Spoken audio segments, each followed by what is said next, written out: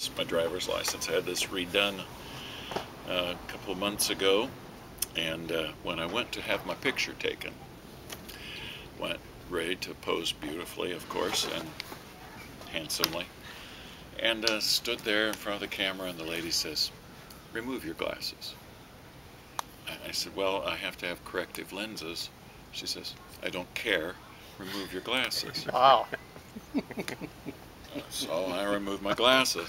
I was looking for the camera, and then it just didn't quite make sense to me that the picture says, my license says corrective lenses required, and yet I have to take off my corrective lenses. So then I stood there, and she said, "Stop smiling." I said, "Well, I kind of smile a lot." She said, "I don't care. Stop smiling. I won't take your picture with your smiling." So I honestly thought, well, then I'm just going to frown just to show her. But I thought, well, no, she'll probably show up at some church I'm speaking at or something like that. So anyway, so I didn't. But I really thought how strange that is that here's this license, it's used for ID, and yet they want to tell what I'm going to look like or what my presentation will be. And in thinking of today and thinking of our experience, my experience with reFocus, I thought, well, Lord, what's about that? And I thought how much of me I have allowed other people to determine presentation. And now this license is better used for ID, but it doesn't say that I can drive a car well. Or you either, Darren. Sorry about that. But and neither does, frankly, a lot of that I use or that we use to say, "Oh, this is who I am." But in reFocus, especially with that, the idea of who I am in God and what He invests in me, and then just how I respond to Him with hopefully not reckless abandon, but in release.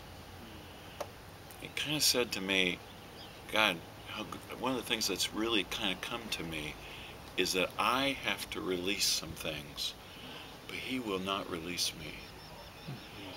And that's kind of come through in a lot that we have done. I've got to put these back on, otherwise I'm going to get dizzy. In the aspect of, I can afford to release some things and let go of some things because I know that He will not release me. He will not let go of me. And I'm really grateful that this does not say who I really am. This is for outward ID purposes only. But the other aspect of that was then I thought about the glasses, and so that's the second portion.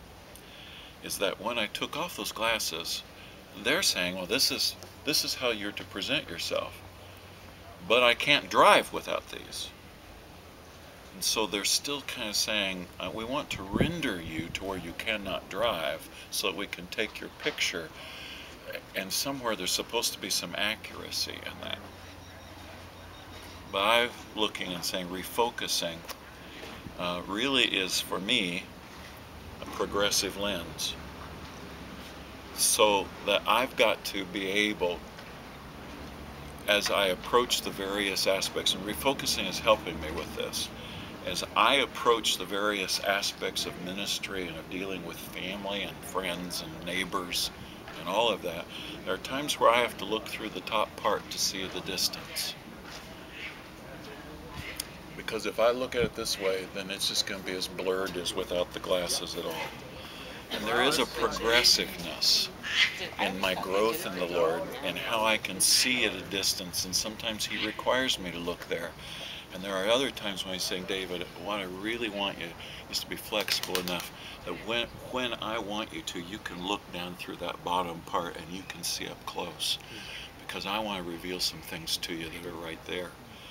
And I think that I've been kind of guilty of having other people direct so much that it's limited me to really see what God wants me to see.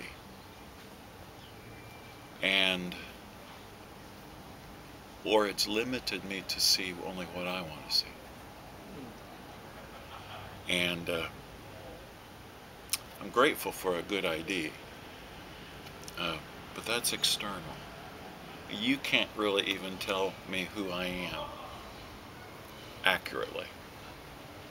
And that requires me to really, even though I focus on all of this, my primary focus here has been to say, God, I've got to have that relationship with you. And I think this is the thing, refocus, because I'm not working with a single congregation like you guys are. And so I'm not taking a congregation through those events.